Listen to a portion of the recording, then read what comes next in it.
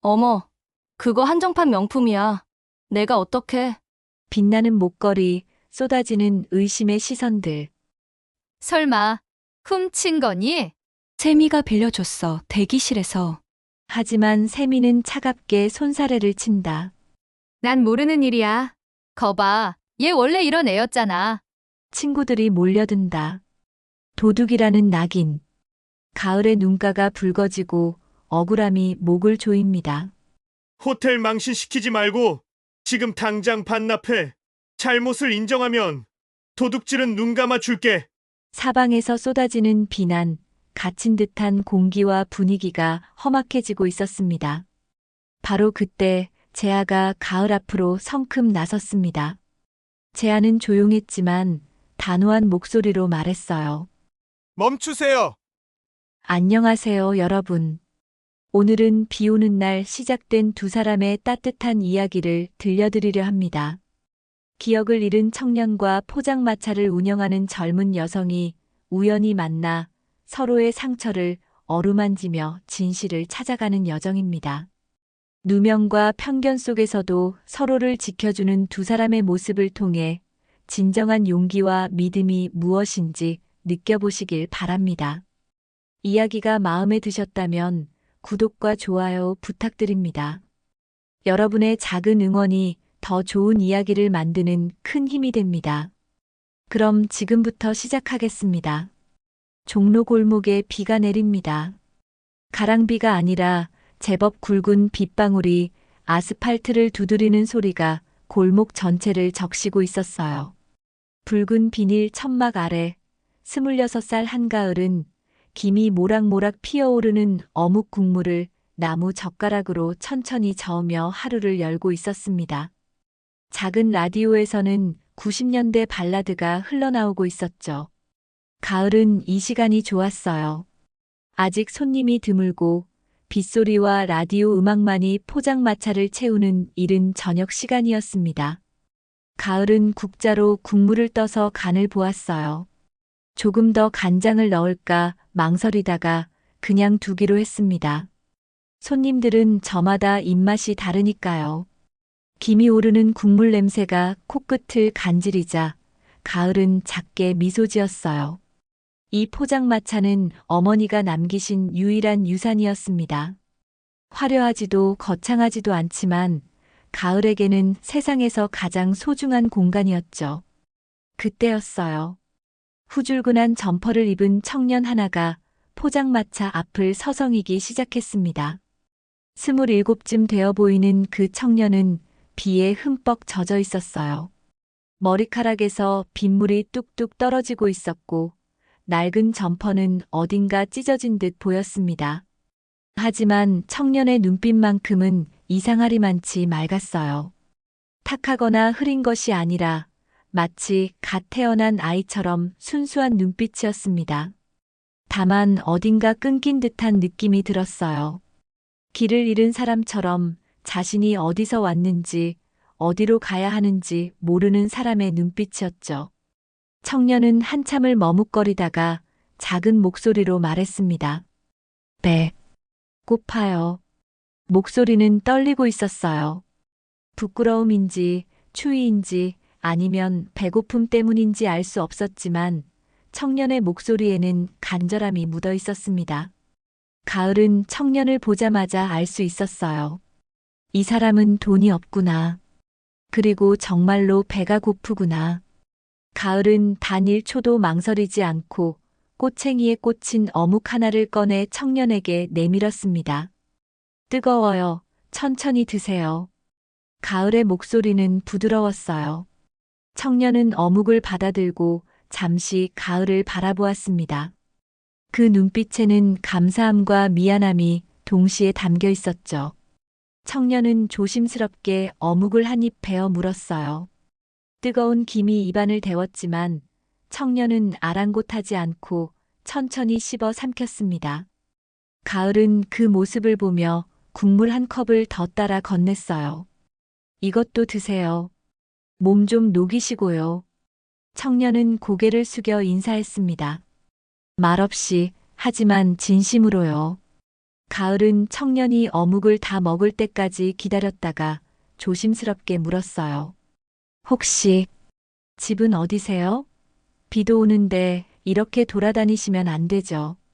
청년은 고개를 저었습니다. 모르겠어요. 네. 이름도 주소도 모르겠어요. 그냥 아무것도 기억이 안 나요. 가을은 깜짝 놀랐어요. 기억상실이라니.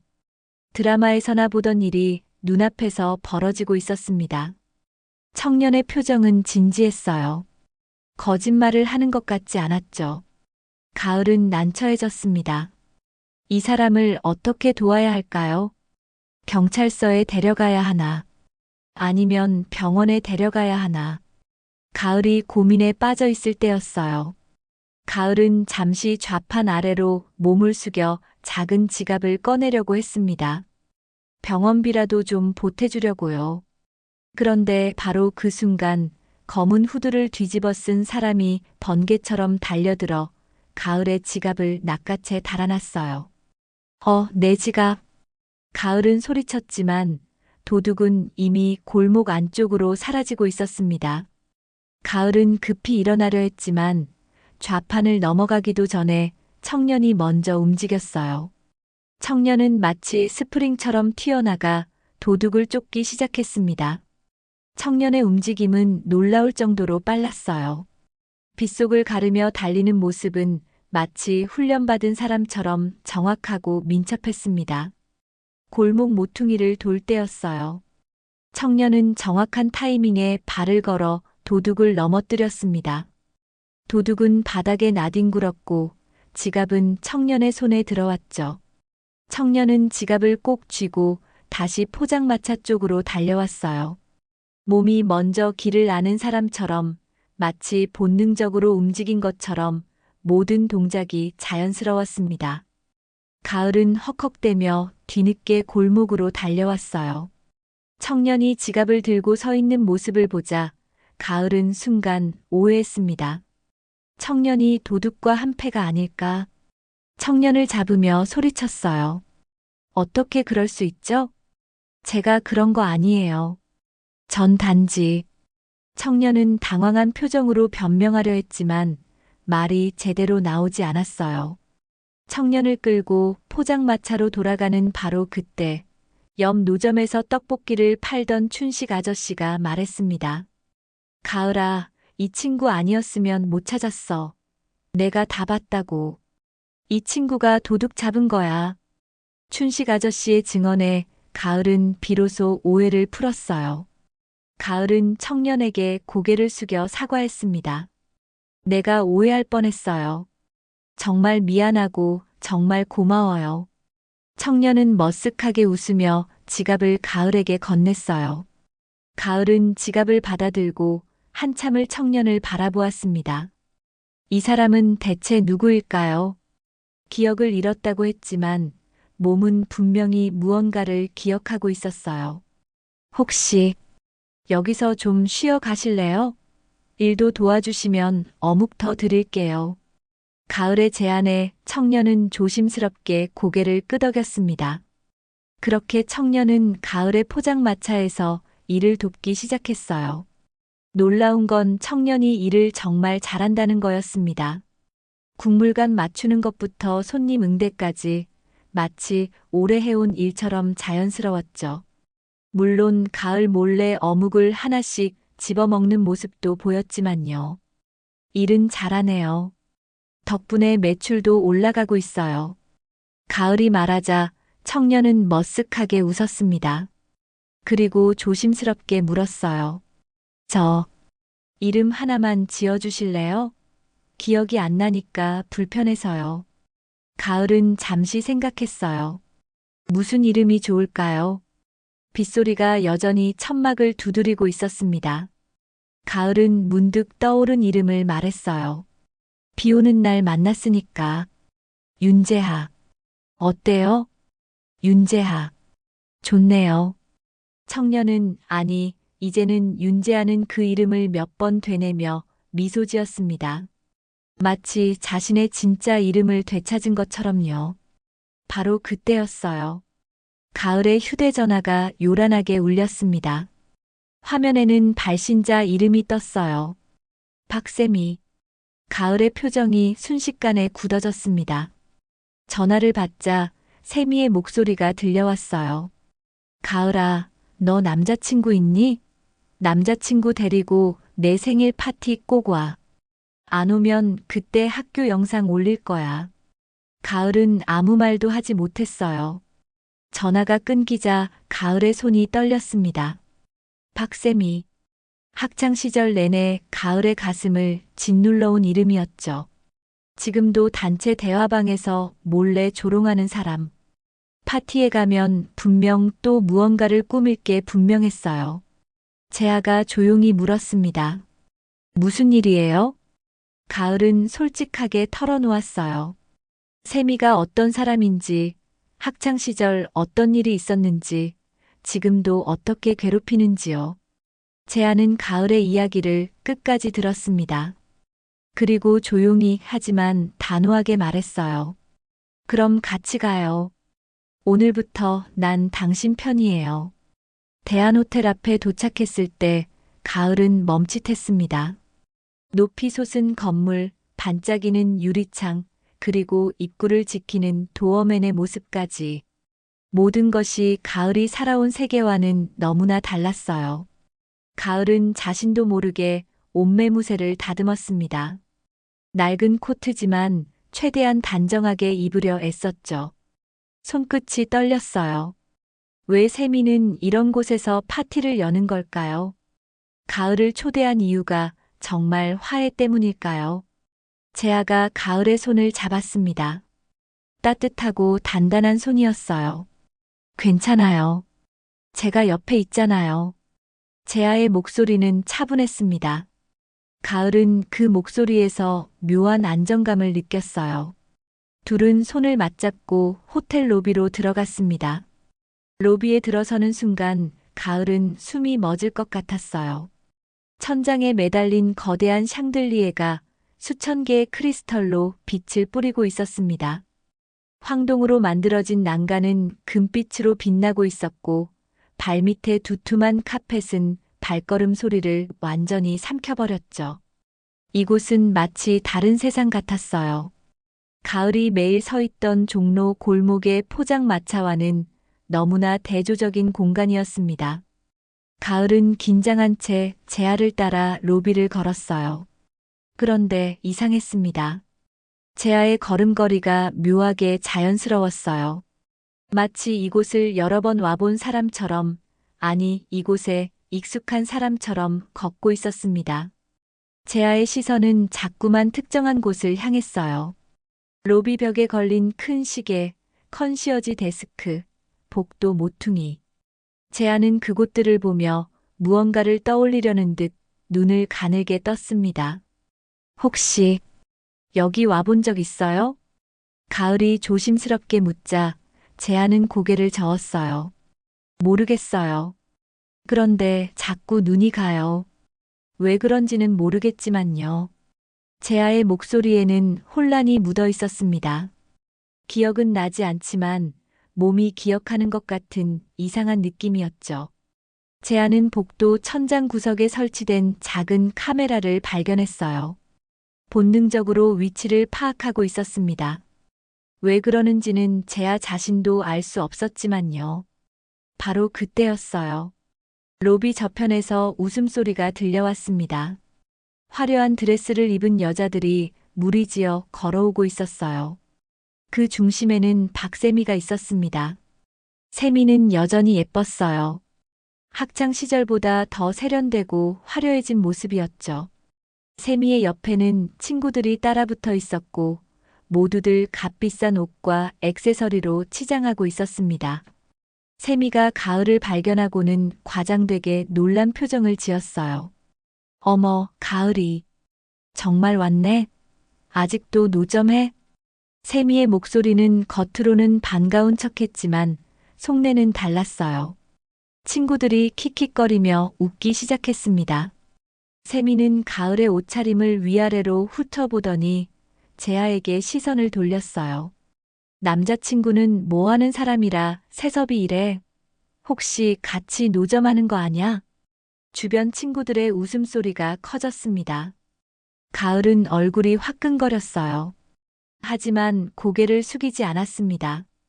가을은 세미를 똑바로 바라보며 짧게 미소 지었어요. 사람 하는 일에 귀천은 없어. 가을의 목소리는 떨리지 않았습니다. 오히려 담담했죠. 하지만 뒤에서는 여전히 킥킥대는 웃음소리가 들려왔어요. 세미는 어깨를 으쓱하며 친구들과 함께 파티장 쪽으로 걸어갔습니다. 가을은 가슴이 답답했어요. 역시 세미는 변하지 않았구나. 왜 이곳에 불렀을까요? 분명 좋지 않은 의도가 있을 게 분명했습니다. 재하는 세미 일행이 사라진 방향을 조용히 바라보았어요. 재하의 눈은 복도를 따라 설치된 카메라들의 위치를 하나하나 기억하고 있었습니다. 각도, 높이, 사각지대까지. 왜 그런 걸 파악하는지 재하 스스로도 이해할 수 없었지만 몸이 본능적으로 움직이고 있었어요. 재하는 마음속으로 다짐했습니다. 오늘은 단 한 번도 가을의 손을 놓지 않겠다고요. 같은 시각 대한호텔에서 차로 10분 거리에 있는 대한그룹 본사에서는 최지한 변호사와 오미령 실장이 급하게 움직이고 있었습니다. 최 변호사는 40대 중반의 냉철한 인상을 가진 남자였어요. 오랜 시간 대한그룹의 법률 업무를 담당해온 베테랑이었죠. 오미령 실장은 30대 후반의 단호한 여성이었습니다. 그룹 회장의 비서실을 총괄하는 인물이었고 어떤 상황에서도 흔들리지 않는 침착함을 지니고 있었어요. 오 실장의 휴대전화가 울렸습니다. 내부 제보 전화였어요. 목소리는 긴장되어 있었죠. 호텔 로비에서 도련님과 유사한 인물을 목격했습니다. 확인이 필요합니다. 오 실장은 즉시 최 변호사에게 알렸어요. 둘은 눈빛을 교환했습니다. 말이 필요 없었죠. 1년 넘게 찾아 헤맨 사람의 행방이 드디어 포착된 것일지도 모른다는 기대감과 긴장감이 동시에 밀려왔습니다. 지금 바로 출발하죠. 최 변호사가 말했고 오 실장은 고개를 끄덕였어요. 둘은 서류 가방을 챙겨 들고 조용히 사무실을 나섰습니다.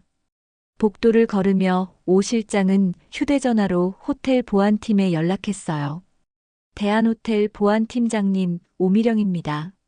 지금 로비 상황 파악 부탁드립니다. 특정 인물 확인 건으로 곧 도착하겠습니다. 전화를 끊고 오 실장은 최 변호사를 바라보았어요. 만약 정말 도련님이라면 서두르지 맙시다.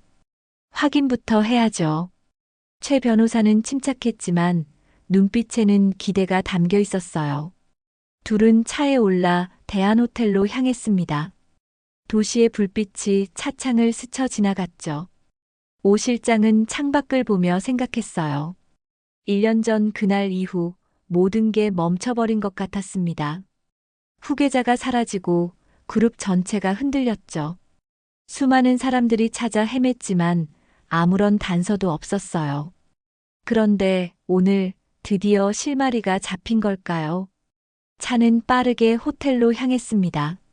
최 변호사는 서류 가방 안에 들어있는 파일을 확인했어요. 도련님의 신체 특징, 사진, 그리고 확인 가능한 모든 정보가 담긴 자료였습니다. 특히 중요한 것은 오른쪽 손목에 있는 작은 화상 자국이었어요. 어린 시절 사고로 생긴 흉터로 이것만으로도 신원 확인이 가능했죠.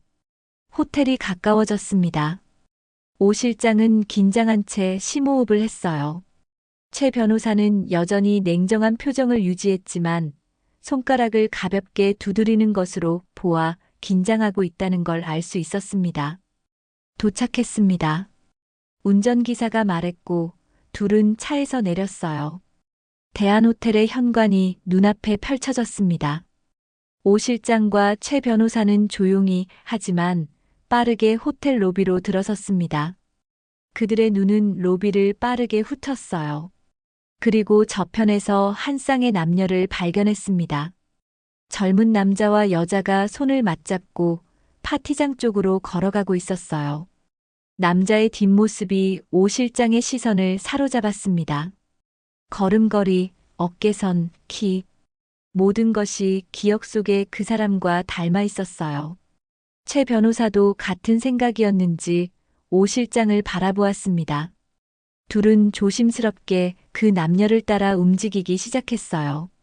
서두르지 않고 눈에 띄지 않게, 하지만 놓치지 않을 만큼 가까운 거리를 유지하며요. 파티장은 화려했습니다. 천장에서 쏟아지는 조명이 샴페인 잔을 비추고 클래식 음악이 은은하게 흐르고 있었어요. 사람들은 저마다 무리를 지어 담소를 나누고 있었죠. 가을은 파티장에 들어서는 순간 움츠러들었습니다. 이곳의 모든 것이 낯설고 불편했어요. 사람들의 옷차림, 대화 소리, 심지어 향수 냄새까지. 모든 게 가을의 세계와는 너무 달랐습니다. 제아는 가을의 손을 꼭 쥐었어요. 가을은 그 손에서 힘을 얻었습니다. 둘은 조용히 파티장 한쪽 구석으로 이동했어요. 눈에 띄지 않는 곳에 서서 주변을 살폈죠.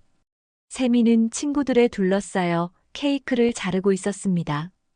플래시가 터지고 환호성이 울려 퍼졌어요. 가을은 안도했습니다.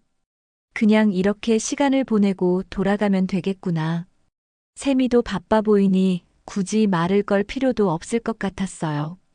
하지만 그 생각은 오래가지 못했습니다. 세미가 친구들 사이를 헤치고 가을에게 다가왔어요. 세미의 얼굴에는 환한 미소가 걸려 있었습니다. 너무 환해서 오히려 어색할 정도였죠. 가을아, 잠깐만 나랑 같이 갈래? 얘기 좀 하고 싶어.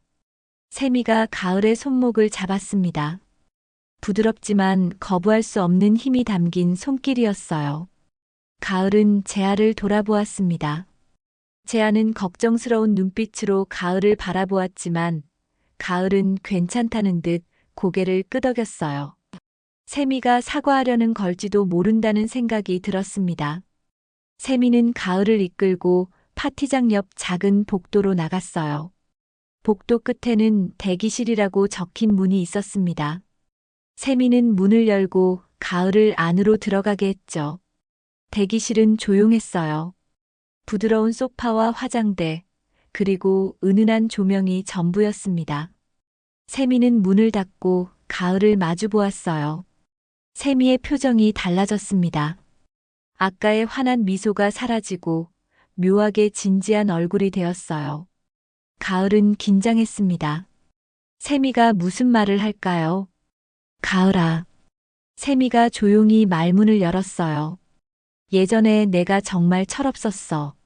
학교 다닐 때 너한테 못되게 군 것들, 지금 생각하면 정말 부끄러워. 세미의 목소리는 진심처럼 들렸습니다. 가을은 놀랐어요. 세미가 정말 사과하려는 걸까요? 가을의 가슴이 두근거렸습니다. 그래서 말인데, 오늘은 제대로 사과하고 싶어. 이거, 받아줄래? 세미가 작은 케이스를 꺼냈습니다. 검은 벨벳 케이스였어요.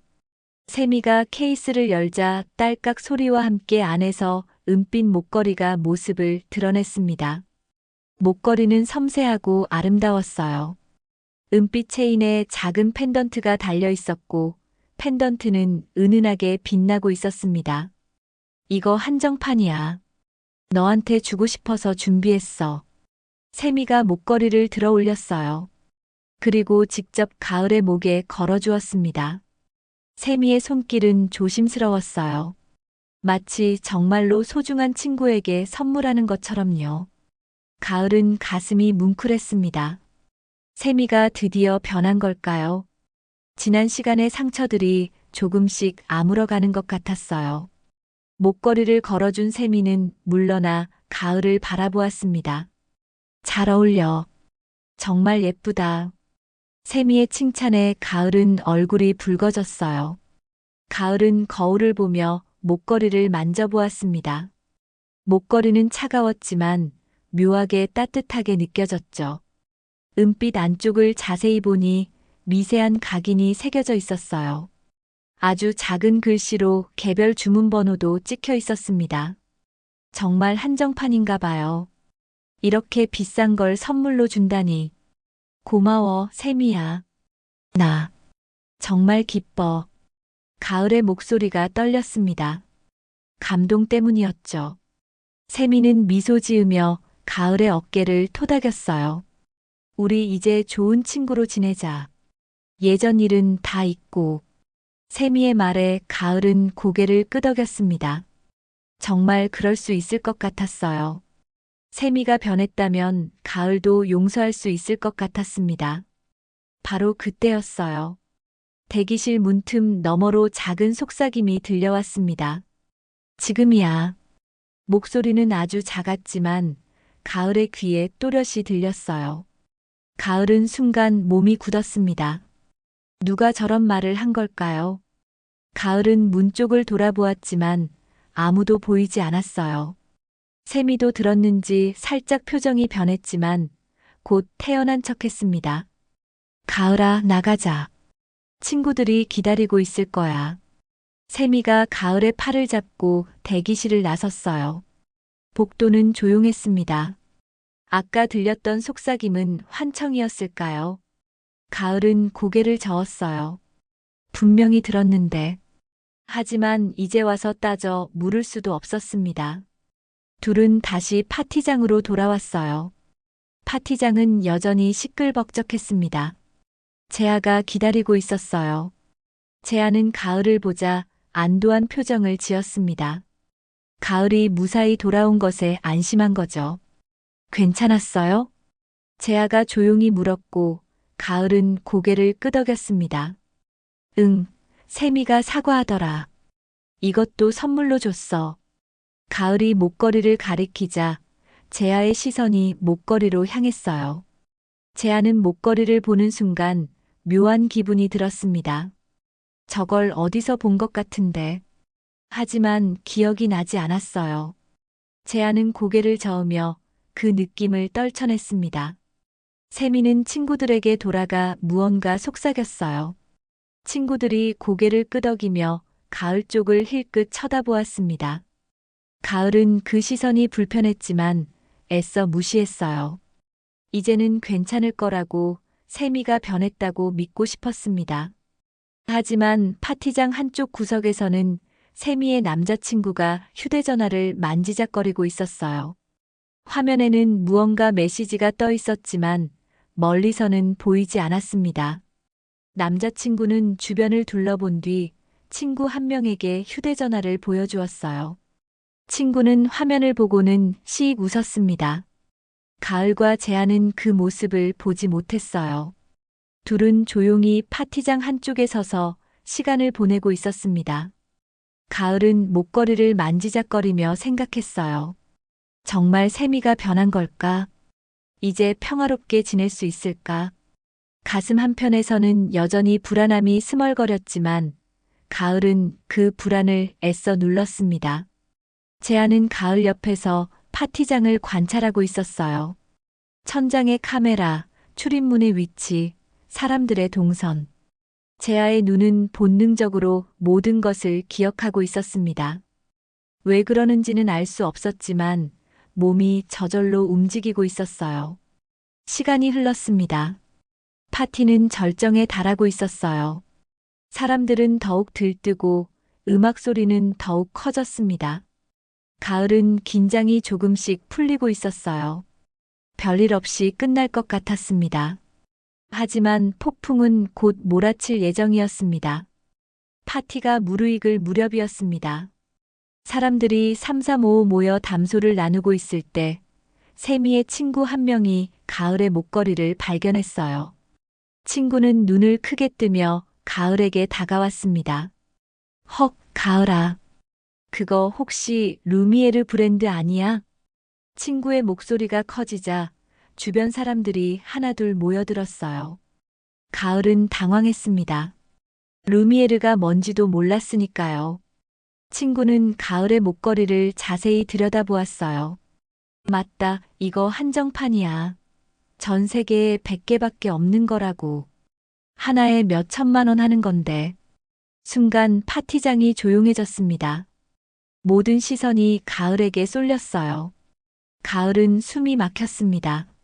몇 천만 원이라니. 그게 무슨 소리죠? 세미가 그냥 선물로 준 거라고 했는데. 다른 친구가 가을을 의심스럽게 바라보며 말했어요. 내가 그런 걸 어떻게 가지고 있어? 설마 훔친 거 아냐? 주변에서 웅성거림이 시작됐습니다. 가을은 급히 고개를 저었어요. 아니야, 이건 세미가 빌려준 거야. 아까 대기실에서. 가을이 세미를 바라보았습니다. 세미가 설명해 줄 거라고 믿었어요. 하지만 세미는 손사래를 치며 물러섰습니다. 난 모르는 일이야.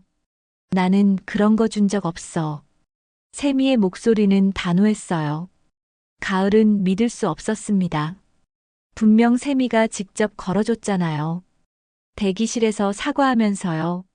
세미야, 장난치지 마. 내가 분명히. 거봐, 얘 원래 이런 애였잖아. 친구들이 하나둘 가세하기 시작했습니다. 가을을 향한 시선은 점점 날카로워졌어요.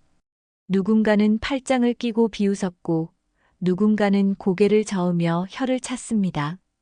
노점하는 애가 그런 목걸이를 살 리가 없잖아. 맞아, 분명 어디서 훔쳐온 거야. 말들이 칼날처럼 날아왔습니다. 가을은 가슴이 답답했어요. 입을 열어 해명하려 했지만 목소리가 나오지 않았습니다. 주변은 점점 더 시끄러워졌고 사람들은 가을을 빙 둘러싸기 시작했어요. 세미의 남자친구가 앞으로 나섰습니다. 값비싼 정장을 입은 청년이었어요. 거만한 표정으로 가을을 내려다보았죠. 야, 너 지금 호텔 망신시키는 거 알아? 당장 그거 반납해. 잘못을 인정하면 도둑질은 눈 감아줄게. 남자친구의 말투는 거칠었습니다. 다른 남자친구들도 그 뒤에 서서 가을을 압박했어요. 누군가는 팔을 걷어붙이기까지 했죠.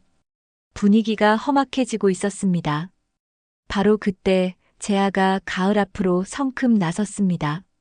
재아는 조용했지만 단호한 목소리로 말했어요. 멈추세요. 재아의 목소리는 낮았지만 힘이 있었습니다. 사람들이 잠시 멈칫했어요. 재아는 세미를 똑바로 바라보았습니다. 저는 세미 씨가 가을이를 불러 대기실로 가는 걸 봤습니다. 대기실 복도에 카메라가 있을 겁니다. 그걸 먼저 확인하시죠. 재아의 말에 세미의 표정이 살짝 굳었어요. 하지만 곧 태연한 척하며 어깨를 으쓱했습니다. 세미의 남자친구가 재아에게 다가왔어요. 남자친구는 재아보다 덩치가 컸습니다. 짓불도 없는 가짜 남친이 어디서 명령질이야. 노점에서 알바나 하는 주제에. 남자친구의 말에 주변에서 키득거리는 웃음이 터져 나왔습니다. 남자친구는 재아의 어깨를 세게 밀었어요. 예상치 못한 힘이었습니다. 재아는 뒤로 휘청거렸고 균형을 잃었어요. 재아 씨. 가을이 비명을 질렀습니다. 재아의 머리가 파티장 기둥 모서리에 쿵 하고 부딪혔어요. 둔탁한 소리가 울렸습니다. 재아는 그 자리에 주저앉았어요. 머리를 감싸쥐고 신음했죠. 순간 재아의 눈앞에 무언가가 번쩍였습니다. 헤드라이트였어요. 밤거리를 밝히는 환한 불빛. 젖은 도로가 불빛을 반사하고 있었습니다. 빗소리가 들렸어요. 그리고 은빛 펜던트. 누군가의 목에 걸린 펜던트가 빛나고 있었습니다. 재아야. 여자의 목소리가 들렸어요. 부드럽고 따뜻한 목소리. 재아를 걱정하는 목소리였습니다. 하지만 얼굴은 보이지 않았어요. 흐릿하게 윤곽만 보일 뿐이었죠. 재아는 숨을 크게 들이마셨습니다. 머리가 지끈거렸어요. 무언가가 깨어나려고 하고 있었습니다. 기억의 파편들이 퍼즐처럼 맞춰지려 하고 있었어요. 하지만 아직 완전하지 않았습니다. 가을이 재아에게 달려가 부축했어요. 괜찮아요? 어디 다친 데는 없어요? 가을의 목소리는 떨리고 있었습니다. 재아는 천천히 고개를 들었어요. 시야가 흐릿했지만 점차 선명해졌습니다. 재아는 가을의 목에 걸린 목걸이를 보았어요. 은빛 펜던트, 섬세한 체인. 재아의 눈이 그 목걸이에 고정됐습니다. 왜 이렇게 익숙하죠? 방금 본 환영 속 펜던트와 똑같았어요. 재아는 손을 뻗어 목걸이를 가만히 들어 올렸습니다. 안쪽에 새겨진 미세한 각인, 주문번호까지. 재아는 그것을 뚫어져라 바라보았어요. 머릿속에서 무언가가 울렸습니다. 주문. 맞아, 주문했어. 누군가를 위해. 소중한 사람을 위해. 이거. 재아의 목소리가 떨렸습니다. 재아는 천천히 일어나 목걸이를 손에 쥐었어요. 그리고 주변 사람들을 돌아보았습니다. 잠깐만요. 이거 내가 언젠가 직접 주문한 목걸이랑 똑같아요. 재아의 말에 파티장이 다시 한번 조용해졌습니다. 사람들은 재아를 의아하게 바라보았어요. 세미의 표정이 미세하게 변했습니다. 이건 대체 어디서 난 거죠? 재아가 세미를 향해 물었습니다. 목소리는 낮았지만 의심이 담겨 있었어요. 세미는 피식 웃으며 고개를 저었습니다. 내가 무슨 돈이 있어서 이걸 직접 주문했다는 거야? 노점상으로는 평생 벌어도 못 살 물건이야. 세미의 남자친구가 거들었어요. 그러게. 증거 있어? 둘이 노점에서 알바하던 애들이잖아. 그럴듯하게 꾸민 거짓말이겠지. 주변 친구들도 맞장구를 쳤습니다. 재아와 가을을 비웃는 목소리가 사방에서 들려왔어요. 누군가는 경호원을 부르자고 소리쳤습니다. 훔친 거면 지금 당장 사과해. 경찰 부르기 전에. 친구들이 점점 더 가까이 다가왔습니다. 가을을 향해 손가락질하고 재아를 밀어내려 했어요. 재아는 가을을 감싸 안았습니다. 한 발 뒤로 물러서며 또렷하게 말했어요. 한 발 더 오면 폭행입니다. 그리고 지금 이 순간도 녹화 중이에요. 재아가 주머니에서 휴대전화를 꺼내 들었습니다. 화면에는 녹화 표시가 깜빡이고 있었어요. 언제 녹화를 시작한 걸까요? 사람들은 순간 멈칫했습니다. 바로 그때 파티장 입구가 열렸습니다. 모든 이의 시선이 그쪽으로 향했어요. 정장을 입은 남자와 여자가 조용히 들어서고 있었습니다. 최지한 변호사와 오미령 실장이었죠. 분위기가 급격히 바뀌기 시작했습니다. 최지한 변호사와 오미령 실장이 파티장에 들어서자 분위기가 얼어붙었습니다. 두 사람의 존재감은 압도적이었어요. 값비싼 정장을 입은 세미의 친구들과는 차원이 달랐죠.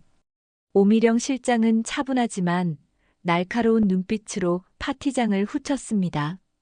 최지한 변호사는 표정 하나 변하지 않았지만 그 냉정함 자체가 위압감을 주었어요. 하지만 세미의 남자친구는 전혀 주눅 들지 않았습니다. 오히려 더 거만한 표정으로 두 사람을 바라보았어요. 남자친구는 턱을 치켜들고 재아와 가을을 가리키며 말했습니다. 저 둘 좀 데려가 주세요. 호텔에서 도둑질하고 난리를 피우고 있어요. 남자친구의 목소리는 자신만만했습니다. 주변 친구들도 맞장구를 쳤어요. 누군가는 고개를 끄덕이며 흉흉한 표정을 지었고 누군가는 팔짱을 끼고 비웃었습니다. 세미는 뒤로 물러나 친구들 사이에 섞여 있었어요. 마치 자신은 관계없다는 듯이요. 오미령 실장이 한 발 앞으로 나섰습니다. 목소리는 부드러웠지만 단호했어요. 폭력은 여기서 끝입니다. 호텔 보안팀 주변을 차단해 주세요. 실장의 말에 호텔 보안팀원 2명이 파티장 입구로 이동했습니다. 더 이상 사람들이 드나들 수 없게 막아선 거죠. 세미의 친구들은 당황한 표정을 지었어요. 상황이 자신들이 생각했던 것과 다르게 흘러가고 있었습니다. 남자친구는 여전히 거만했어요. 오미령 실장을 위아래로 훑어보며 비웃듯 말했습니다. 누구시길래 여기서 이러는 거예요? 혹시 아세요? 들었어요? 난 K그룹 장남이에요. 우리 아버지가 누군지 알아요? 남자친구의 목소리는 점점 커졌습니다. 자신의 배경을 자랑하듯 떠들어댔죠. K그룹이라는 이름을 내세우면 모든 게 해결될 거라고 믿는 듯 했어요. K그룹 회장 아들이 말하는 건데 저 둘이 도둑질한 거 맞아요. 너희 같은 가난한 커플이 그런 목걸이를 찾다고? 말이 돼요? 우습지 않아요? 주변 친구들이 다시 힘을 얻었습니다. K그룹이라는 이름이 힘이 되었던 거죠. 친구들은 다시 가을과 재하를 비난하기 시작했어요. 맞아, 도둑이면 내보내야지. 경찰 불러야 하는 거 아니에요? 재하는 여전히 가을을 감싸 안고 있었습니다. 가을은 떨리고 있었어요. 무서움보다는 억울함 때문이었죠. 재하는 가을의 어깨를 토닥이며 조용히 말했습니다. 괜찮아요. 진실은 밝혀질 거예요. 재하는 천천히 목걸이를 들어 올렸습니다. 은빛 펜던트가 조명을 받아 반짝였어요. 재하는 목걸이를 뚫어져라 바라보았습니다. 머릿속에서 무언가가 계속 울리고 있었어요. 이 목걸이는 분명 자신과 관련이 있었습니다. 잠깐만요. 재하가 낮은 목소리로 말했습니다. 이 목걸이, 내가 언젠가 직접 주문한 그 목걸이랑 똑같아요. 안쪽에 새겨진 각인까지요. 이건 대체 어디서 난 거죠? 재하의 말에 세미와 남자친구의 표정이 미묘하게 변했습니다. 하지만 곧 태어난 척하며 끝까지 모른 척했어요. 세미가 팔짱을 끼며 말했습니다. 내가 무슨 돈이 있어서 이걸 직접 주문했다는 거지. 노점상으로는 평생 벌어도 못 살 물건이야. 남자친구가 비웃으며 거들었습니다. 그러게 말이야. 증거 있어? 둘이 노점에서 알바하던 애들이잖아. 그럴듯하게 꾸민 거짓말이겠지. 주변 친구들이 다시 한번 웅성거렸습니다. 재하와 가을을 의심하는 시선들이었어요. 재하는 침착하게 목걸이 안쪽을 가리켰습니다. 여기 주문번호가 새겨져 있어요. 이걸 확인하면 주문자가 누군지 알 수 있을 겁니다. 재하의 말에 세미의 남자친구는 코웃음을 쳤어요. 주문번호? 그게 내 거라는 증거가 어디 있는데? 어디서 훔쳐왔는지 누가 알아? 남자친구는 친구들을 향해 손짓했습니다. 경호원을 부르라는 신호였어요. 친구 한 명이 호텔 경호팀에 연락하려고 휴대전화를 꺼냈습니다. 재하와 가을을 끌어내려는 거였죠. 훔친 거면 지금 당장 사과해. 무릎 꿇고 남자친구가 재하를 향해 말했습니다. 목소리에는 조롱이 가득했어요. 친구들이 한 발씩 다가왔습니다. 위협적인 분위기였죠. 재하는 가을을 더욱 꽉 안았습니다. 한 발 뒤로 물러서며 또렷하게 경고했어요. 한 발 더 오면 폭행입니다. 그리고 지금 이 순간도 녹화 중이에요. 재하가 휴대전화 화면을 보여주었습니다. 녹화 중이라는 표시가 선명했어요. 친구들은 잠시 멈칫했지만 남자친구는 개의치 않았습니다. 녹화? 웃기네. 우리 아버지 비서가 오면 다 끝나. 대한그룹 식구들도 다 알고 있거든. 남자친구가 자신만만하게 휴대전화를 치켜들었습니다. 화면에는 비서실장에게 보낸 메시지가 떠 있었어요. 남자친구는 재하와 가을을 번갈아 보며 비웃었습니다. 어이, 가짜 커플. 지금이라도 도둑질 인정하고 사과해. 안 그러면 정말 경찰 부를 거야. 주변 친구들이 점점 더 압박했습니다. 가을은 눈물이 날 것 같았어요. 억울했습니다. 자신은 아무 잘못도 하지 않았는데 왜 이렇게 몰아붙이는 걸까요? 재하는 가을의 손을 꼭 잡았습니다.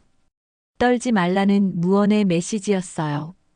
바로 그때 최지한 변호사가 입을 열었습니다. 목소리는 차갑고 낮았어요. 참고로 K그룹은 대한그룹 협력사입니다. 최 변호사의 말에 남자친구의 표정이 굳었습니다. 최 변호사는 계속해서 말했어요. K그룹 매출 대부분이 대한그룹 납품입니다. 오늘 발언과 폭력 시도 모두 기록 중입니다. 최 변호사의 말투는 감정이 없었습니다. 그저 사실만을 나열할 뿐이었죠. 하지만 그 말이 주는 무게감은 엄청났어요. 남자친구의 얼굴이 점점 창백해졌습니다. 대한그룹. 그 이름이 주는 무게를 이제야 실감하는 듯 했어요. 오미령 실장이 앞으로 나섰습니다. 실장은 조용히 가을에게 다가가 물었어요. 목걸이 좀 봐도 될까요? 가을은 고개를 끄덕였습니다. 실장은 조심스럽게 목걸이를 받아들었어요. 안쪽 각인과 주문번호를 자세히 살폈습니다. 실장의 눈빛이 변했어요. 놀라움이 스쳤죠. 실장은 최 변호사를 바라보았고 최 변호사도 같은 표정을 지었습니다. 긴장이 흘렀습니다. 파티장은 정적에 휩싸였어요. 세미와 남자친구는 불안한 표정으로 서 있었습니다. 친구들도 웅성거림을 멈췄죠. 무언가 큰일이 벌어지고 있다는 걸 본능적으로 느낀 거였어요. 오미령 실장이 천천히 고개를 들었습니다. 실장의 시선이 재하에게 향했어요. 재하도 실장을 바라보았습니다. 둘의 눈이 마주쳤죠. 실장의 눈에는 확신이 담겨 있었어요. 상황은 이제 완전히 뒤집히려 하고 있었습니다. 오미령 실장이 목걸이를 들고 천천히 말을 시작했습니다. 본사 기록상 이 목걸이는 도련님이 실종 직전에 직접 주문하신 커스텀 한정판입니다. 실장의 목소리는 차분했지만 파티장 전체에 또렷이 울려 퍼졌어요. 사람들은 숨을 죽이고 실장의 말을 들었습니다. 세미의 얼굴이 하얗게 변했어요. 남자친구는 입술을 깨물며 뒤로 물러섰죠. 수령 예정일 당일 주문자가 행방불명되었습니다. 그리고 목걸이도 동시에 사라졌죠. 실장의 말에 파티장이 술렁였습니다. 사람들은 서로를 바라보며 속삭였어요. 도련님, 행방불명, 대체 무슨 일이 벌어지고 있는 거죠? 가을도 이해할 수 없었습니다. 재하를 올려다보았지만 재하도 혼란스러운 표정이었어요. 최지한 변호사가 재하에게 다가왔습니다. 변호사의 눈빛은 날카로웠지만 어딘가 기대감이 섞여 있었어요. 변호사는 조심스럽게 물었습니다. 오른쪽 손목을 보여주실 수 있을까요? 재하는 망설였습니다. 왜 손목을 보여달라는 걸까요? 하지만 거부할 이유도 없었어요. 재하는 천천히 오른쪽 소매를 걷어 올렸습니다. 손목 안쪽에 작은 흉터가 드러났어요. 오래된 화상 자국이었습니다. 동전만 한 크기의 붉은 자국이었죠. 최 변호사의 눈빛이 변했습니다. 변호사는 서류 가방에서 파일 하나를 꺼냈어요. 파일을 열어 재하의 손목과 비교했습니다. 파일에는 사진이 붙어 있었어요. 어린아이의 손목 사진이었죠. 똑같은 위치에 똑같은 모양의 화상 자국이 있었습니다. 유년기 기록과 위치가 일치합니다. 최 변호사의 목소리가 떨렸습니다. 오랜 시간 감춰왔던 감정이 수면 위로 올라오는 듯 했어요. 오미령 실장도 다가와 재하의 손목을 확인했습니다. 실장은 눈을 감고 깊게 숨을 들이마셨어요. 찾았다. 드디어 찾았다는 안도감이었습니다. 파티장은 완전히 얼어붙었어요. 세미의 친구들은 어찌할 바를 몰랐습니다. 아까까지 도둑이라고 몰아붙이던 그 사람이 대한그룹의 도련님이라니. 믿을 수 없었지만 눈앞의 상황이 모든 걸 말해주고 있었어요. 오미령 실장은 즉시 호텔 측에 연락했습니다. 보안팀장님, 복도와 대기실, 그리고 파티장 홀의 CCTV를 확보해 주세요. 지금 즉시요. 실장의 명령은 단호했습니다. 호텔 보안팀장은 즉시 움직였어요. 몇 분 후 태블릿 화면에 영상이 재생되기 시작했습니다. 복도 카메라가 포착한 장면이었어요. 화면에는 세미가 가을의 손목을 잡고 대기실로 들어가는 모습이 선명하게 담겨 있었습니다. 시간이 흘러 둘이 대기실에서 나오는 장면도 보였어요. 가을의 목에는 목걸이가 걸려 있었죠. 세미가 직접 걸어준 것이 분명했습니다. 다음은 파티장 홀의 영상이었어요. 세미의 친구가 목걸이를 발견하고 소리치는 장면, 세미가 모른 척하는 장면, 그리고 남자친구가 재아를 밀쳐 기둥에 부딪히게 만드는 장면까지 모든 게 고스란히 담겨 있었습니다. 오미령 실장이 차분하게 말했습니다. 여기까지가 누명을 씌운 과정입니다. 실장은 세미를 똑바로 바라보았어요. 세미는 고개를 숙인 채 아무 말도 하지 못했습니다. 실장은 계속해서 말을 이었어요. 대기실에서 선물인 척 목걸이를 전달하고 파티장에서 도둑으로 몰아가는 계획이었죠. 문제는 실장이 세미의 남자친구와 친구들을 천천히 둘러보았습니다. 여러분이 가짜라고 몰아붙인 이분이 대한그룹의 후계자라는 사실입니다. 실장의 말이 끝나자 파티장은 완전한 침묵에 휩싸였어요. 아무도 입을 열지 못했습니다. 세미의 남자친구는 얼굴이 새하얗게 변했어요. 아까까지의 거만함은 온데간데 없었습니다. 손이 부들부들 떨리고 있었죠. 최지한 변호사가 냉정하게 덧붙였습니다. 폭행 시도와 명예훼손, 업무방해 혐의가 성립됩니다. 모든 과정이 영상으로 기록되었고 증인도 다수 확보되었습니다. 변호사의 말에 친구들이 서로를 바라보았어요. 자신들이 한 행동이 얼마나 큰일인지 이제야 깨닫는 듯 했습니다. 누군가는 뒤로 물러섰고 누군가는 고개를 떨구었어요. 재아는 여전히 혼란스러웠습니다. 도련님, 대한그룹 후계자, 자신이 믿을 수 없었어요. 하지만 손목의 흉터, 목걸이의 주문 기록, 모든 증거가 그것을 가리키고 있었습니다. 재아는 가을을 바라보았어요. 가을도 놀란 표정으로 재아를 보고 있었습니다. 저는 정말 재아가 말을 더듬었습니다. 기억이 나지 않았어요. 자신이 누구인지, 어떤 삶을 살았는지. 하지만 몸은 기억하고 있었습니다. 이 호텔의 구조, 카메라의 위치, 그리고 목걸이. 모든 게 낯설지 않았어요. 오미령 실장이 부드럽게 말했습니다. 천천히 기억하시면 됩니다. 지금은 이 상황부터 정리하겠습니다. 실장은 호텔 보안팀에 추가 지시를 내렸어요. 통신 기록과 보안 호출 로그까지 확보하라고 했습니다. 목걸이가 어떻게 세미의 손에 들어갔는지 경로를 역추적할 예정이었죠. 세미는 더 이상 버틸 수 없었습니다. 무릎이 꺾이듯 주저앉았어요. 친구들은 세미에게서 멀어지기 시작했습니다. 아무도 세미 옆에 서려 하지 않았어요. 세미의 남자친구는 어찌할 바를 몰라 휴대전화만 만지작거렸습니다. 저는 몰랐어요. 정말 몰랐다고요. 남자친구가 더듬거렸습니다. 목소리는 떨리고 있었어요. 최 변호사는 차갑게 말했습니다. 몰랐다는 것이 폭행과 명예훼손의 면책 사유가 되지는 않습니다. 변호사의 말에 남자친구는 할 말을 잃었어요. 그저 고개를 숙일 뿐이었습니다. 주변 친구들도 마찬가지였죠. 아무도 나서지 못했어요.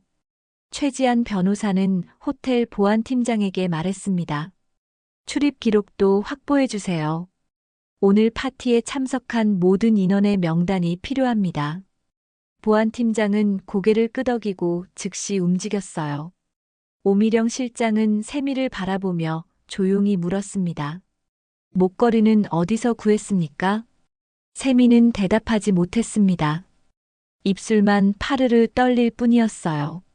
실장은 더 이상 묻지 않았습니다. 조사를 통해 밝혀낼 수 있을 테니까요. 가을은 재아의 손을 꼭 잡았습니다. 재하가 누구든 어떤 신분이든 상관없었어요. 지금 이 순간 가을 옆에 서 있는 사람은 자신을 지켜준 재하였습니다. 그것만으로 충분했죠. 재하도 가을의 손을 꼭 쥐었어요. 혼란스럽고 두려웠지만 가을이 옆에 있어서 다행이었습니다. 가을의 손은 따뜻했어요. 그 온기가 재하를 현실에 붙잡아주고 있었습니다. 파티장은 여전히 정적에 휩싸여 있었어요. 모두가 숨죽이며 다음을 기다리고 있었습니다. 잠시 후 파티장 입구가 다시 열렸습니다. 이번에는 정중한 걸음걸이에 중년 남성이 들어섰어요. 회색 정장을 단정히 차려입은 남자였습니다. 얼굴에는 오랜 경험에서 우러나온 침착함이 묻어 있었죠. K그룹 비서실장이었습니다. 비서실장은 파티장에 들어서자마자 분위기가 심상치 않다는 걸 직감했어요. 사람들의 경직된 표정, 무거운 공기, 그리고 한쪽 구석에 주저앉아 있는 세미의 모습까지. 비서실장은 빠르게 상황을 파악했습니다. 비서실장의 시선이 최지한 변호사와 오미령 실장에게 닿았어요. 비서실장은 즉시 그들을 알아보았습니다.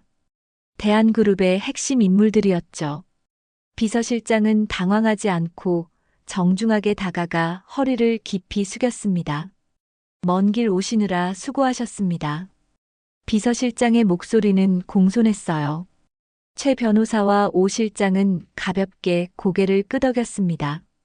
비서실장은 고개를 들고 주변을 둘러보았어요. 그리고 파티장 한쪽에 서 있는 재하의 모습을 발견했습니다. 비서실장의 발걸음이 멈췄어요. 눈이 커졌습니다. 믿을 수 없다는 표정이었죠. 비서실장은 천천히 마치 확인하듯 재하에게 다가갔습니다. 한 걸음, 두 걸음.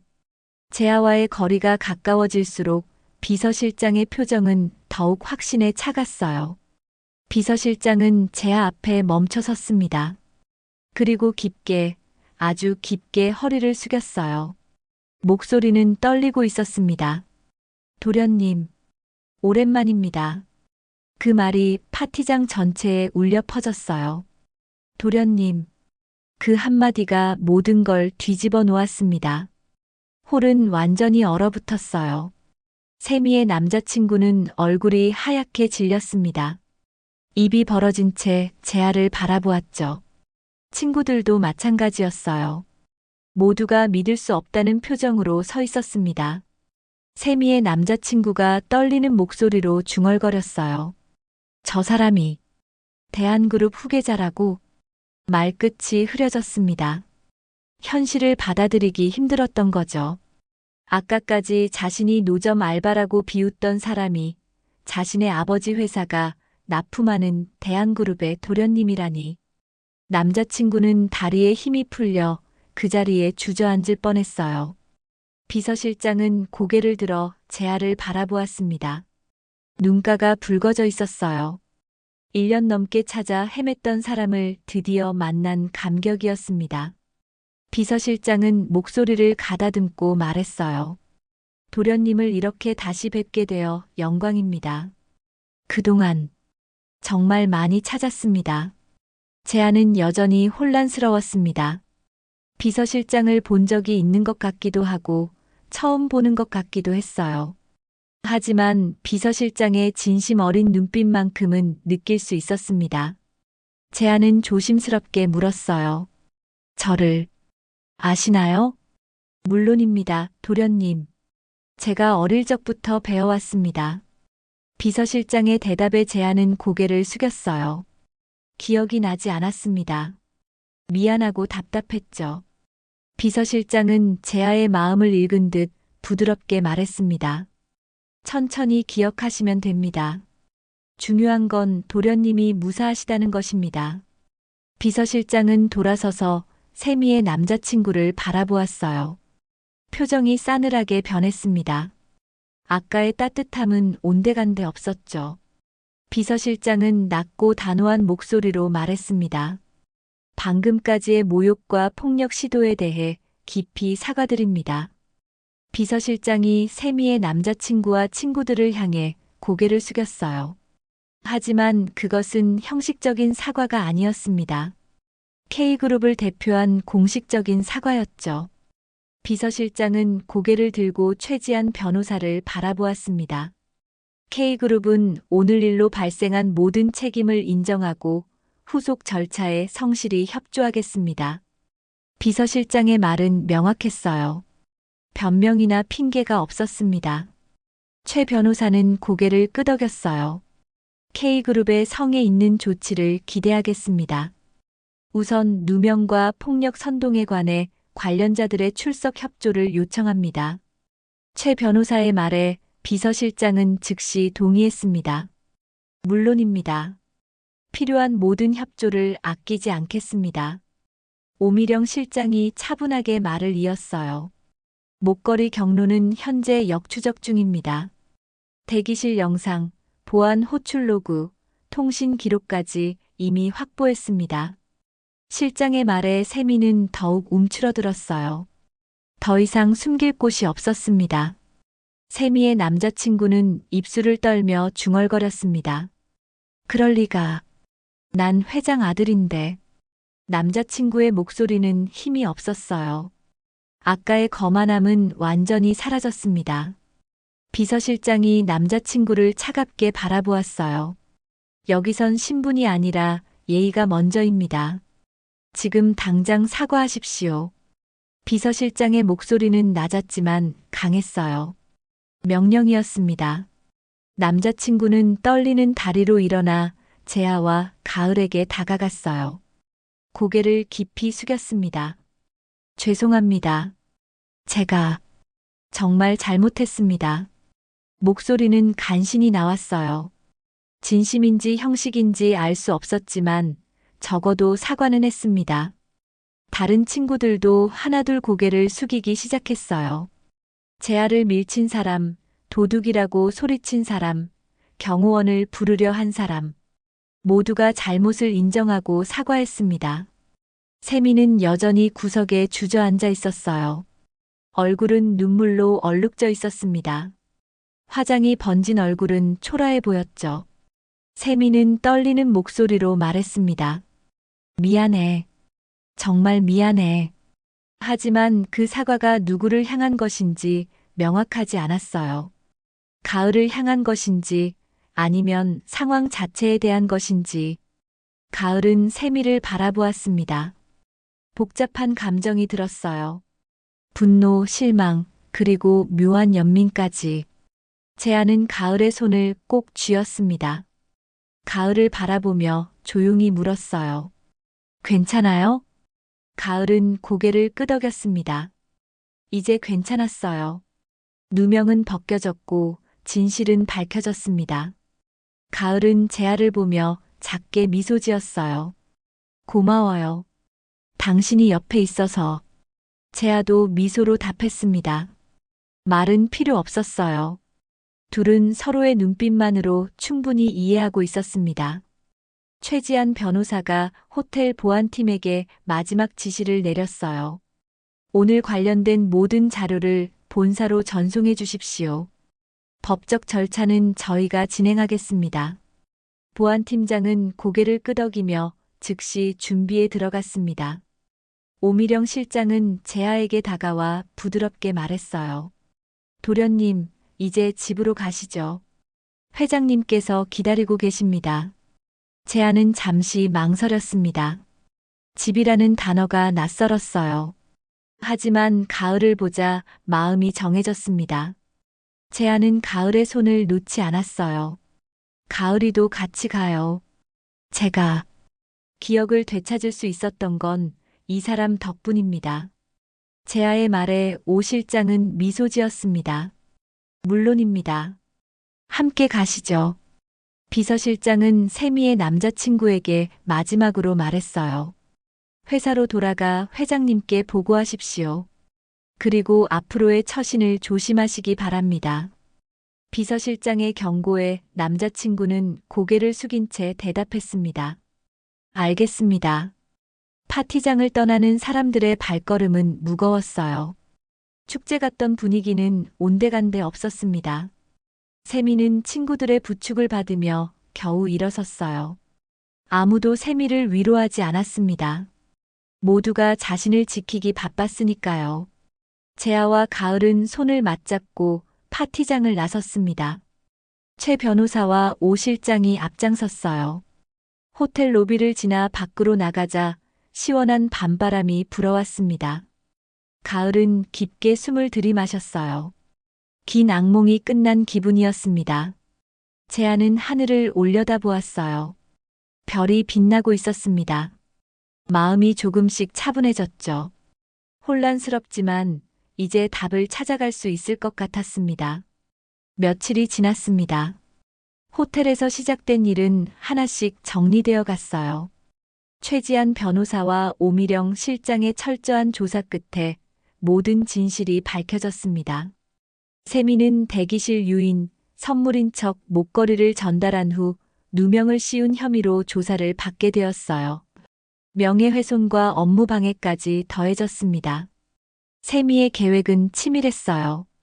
목걸이를 가을에게 걸어준 뒤 파티장에서 도둑으로 몰아 수치를 주려던 것이었죠. 하지만 그 계획은 결국 세미 자신을 무너뜨렸습니다. 세미의 남자친구와 동조했던 친구들도 마찬가지였어요. 폭행과 폭력 선동 관련 진술을 하게 되었습니다. 재아를 밀쳐 기둥에 부딪히게 만든 것, 경호원을 불러 끌어내려 한 것, 모두가 기록되어 있었어요. 영상은 거짓말을 하지 않았습니다. K그룹은 대한그룹에 공식 사과문을 발표했어요. 재발 방지를 서약하고 내부 징계에 들어갔습니다. 비서실장은 회장에게 직접 보고했고 K그룹 회장은 아들의 경솔한 행동에 엄중한 책임을 물었죠. 협력 관계가 흔들릴 뻔한 중대한 사안이었으니까요. 목걸이는 원래 주인에게 돌아왔습니다. 재아가 1년 전 직접 주문했던 한정판 목걸이였어요. 주문 기록을 확인한 결과 재아가 소중한 사람을 위해 준비했던 선물이었습니다. 실종 당일 수령 예정이었던 그 목걸이는 재아와 함께 사라졌다가 우연히 세미의 손에 들어간 것이었죠. 목걸이는 회수되어 재아에게 돌아왔습니다. 그리고 오늘 호텔 앞에서 윤재아와 한가을이 마주 서 있었어요. 빗방울이 그치고 있었습니다.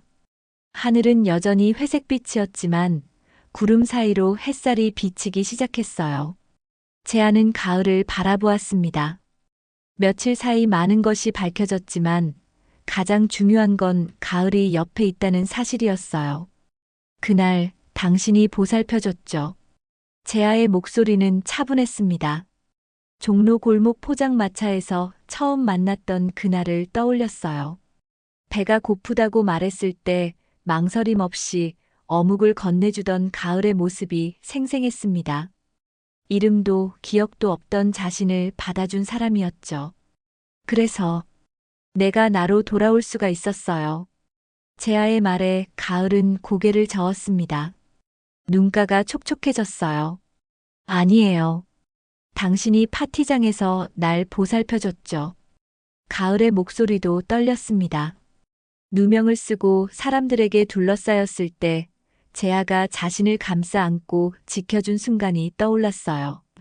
한 발 더 오면 폭행이라고 또렷하게 말하던 재아의 목소리가 아직도 귓가에 남아 있었습니다. 감사해요. 오늘부터는 내가 끝까지 옆에 있을게요. 가을의 말에 재아는 미소 지었습니다. 두 사람은 손을 맞잡았어요. 말이 필요 없었습니다. 서로의 온기만으로 충분했죠. 시간이 흘러 종로 골목에는 다시 김이 올랐습니다. 하지만 예전의 포장마차는 없었어요. 가을은 포장마차를 접고 작은 가게를 냈습니다. 아담하지만 깔끔한 식당이었어요. 간판에는 가을의 이름이 새겨져 있었습니다. 재아가 직접 글씨를 썼죠. 가게 안에서는 따뜻한 국물 냄새가 퍼져나왔어요. 손님들이 하나둘 모여들었습니다. 단골이었던 춘식 아저씨도 첫 손님으로 왔죠. 가을은 환하게 웃으며 손님들을 맞이했습니다. 재아는 주방에서 가을을 도왔어요.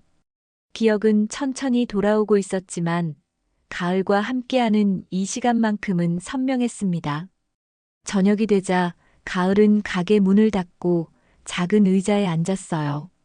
하루의 피로가 몰려왔지만 마음은 평온했습니다. 재아가 따뜻한 차 한 잔을 건네며 옆에 앉았어요. 둘은 말없이 차를 마셨습니다. 창밖으로 종로 골목의 불빛이 보였어요. 여전히 사람들로 북적이는 골목이었습니다. 가을은 조용히 생각했습니다. 지난 시간들이 주마등처럼 스쳐 지나갔어요. 세미의 괴롭힘, 파티장에서의 누명, 그리고 밝혀진 진실까지 모든 것이 꿈 같았습니다. 가을은 깨달았어요. 남을 덫에 빠뜨리던 마음은 결국 스스로의 발목을 잡는다는 것을요. 세미는 가을을 무너뜨리려 했지만 결국 무너진 건 세미 자신이었습니다. 거짓과 악의는 오래가지 못했어요. 진실은 언젠가 드러나기 마련이었죠. 그리고 누명을 벗긴 건 거창한 증명서가 아니었어요. 옆에 서준 사람의 한마디였습니다.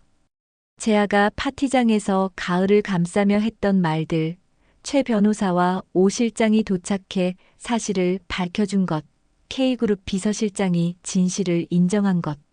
모두가 힘을 합쳐 진실을 지켜낸 결과였어요. 가을은 재아를 바라보았습니다. 재아도 가을을 보고 있었어요. 둘은 동시에 미소 지었습니다. 말하지 않아도 알 수 있었어요. 서로가 서로에게 얼마나 소중한 존재인지요. 밖에서는 다시 비가 내리기 시작했습니다. 가랑비였어요. 창문을 적시는 빗방울 소리가 포근하게 들렸습니다. 가을은 창밖을 바라보았어요. 비 오는 날 만난 두 사람이었죠. 그리고 비는 모든 것을 씻어내고 새로운 시작을 가져왔습니다.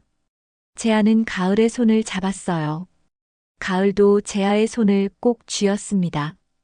두 사람의 미래는 아직 알 수 없었어요.